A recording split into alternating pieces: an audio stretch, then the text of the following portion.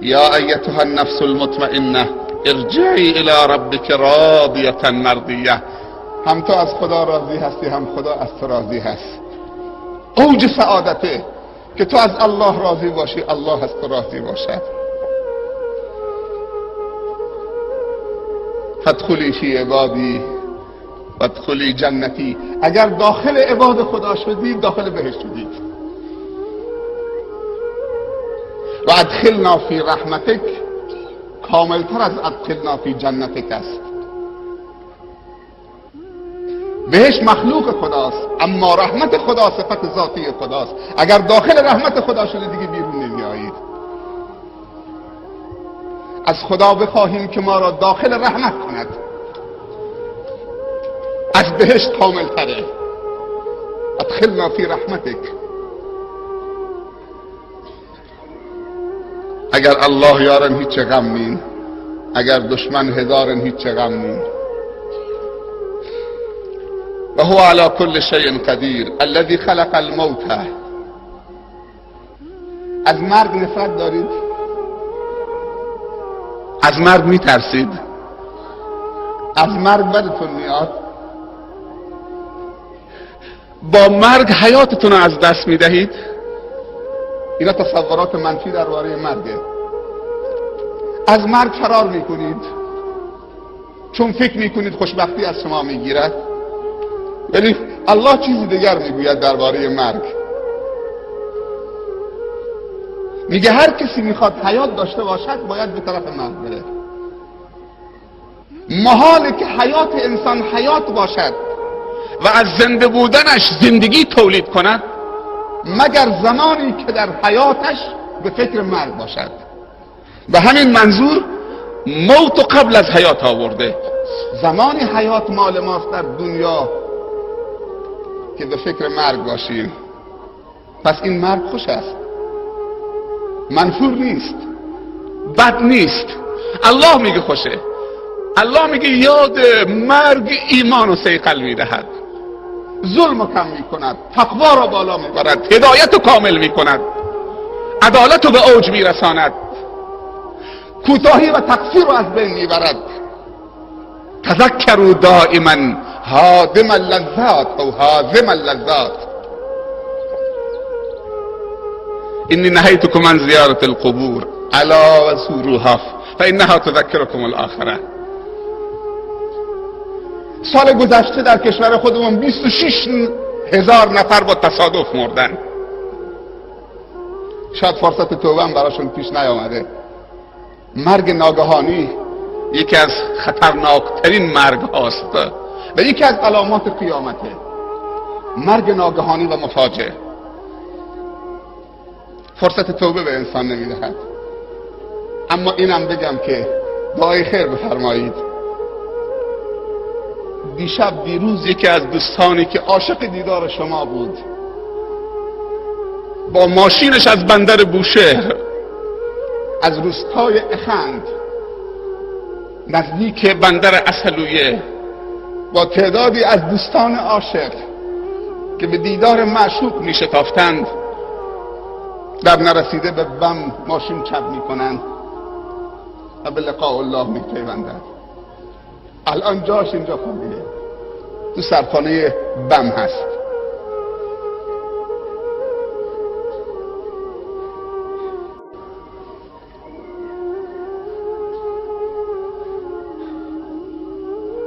انما الاعمال بالنیات و انما لكل امرئ ما نوى فمن كانت هجرته الى الله ورسوله فهجرته الى الله ورسوله ومن كانت هجرته لدنيا يصيبها او امرأة ينكحها فهجرته الى ما هاجر الیه.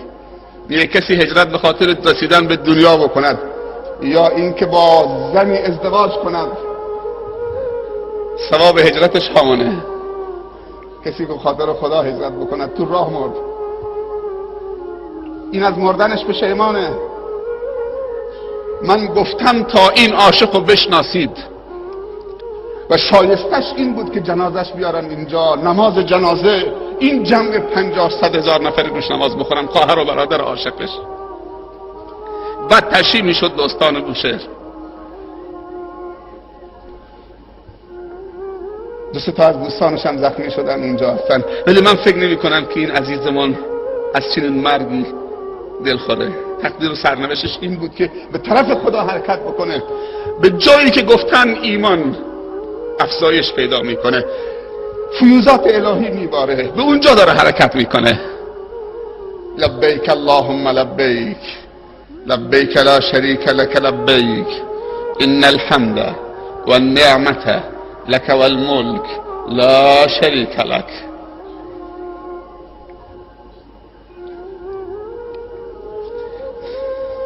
لیبلوکم ایکم احسن عملا. من زیاد اطاله نمی کنم بعد از این، فقط رؤوس اقلام میگویم.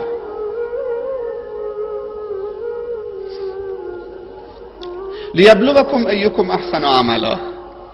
در اسلام عمل مطرح نیست، در اسلام احسن العمل مطرحه.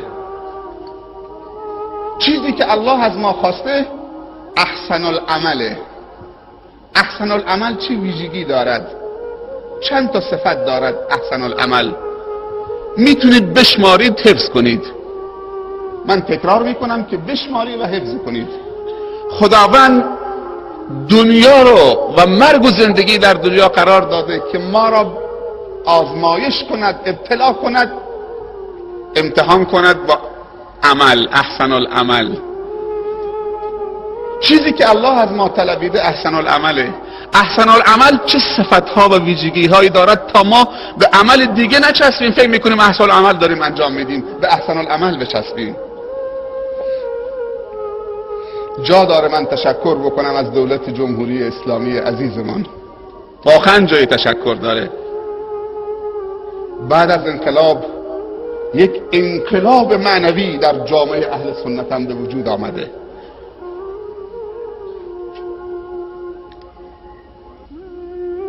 واقعا انقلاب به وجود آمده.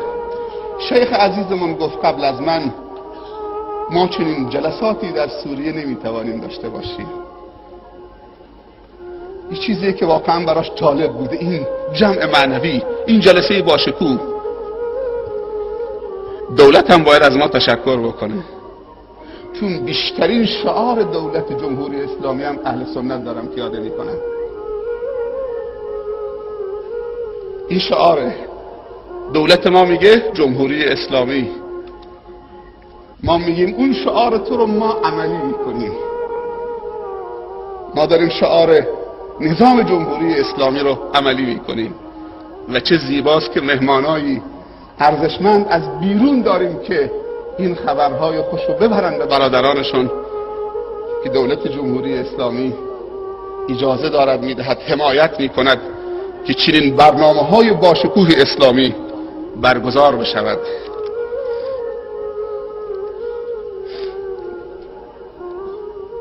یک خبر خیلی خوش. جناب فلان اطلاع رسیده که جنازه مذکور دارن به زاهدان می آورن.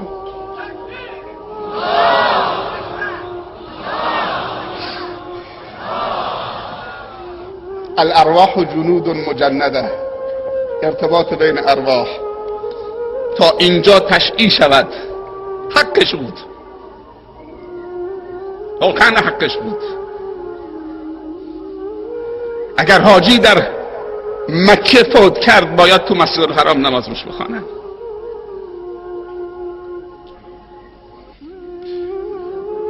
این نشانه اینه که مخلص بوده.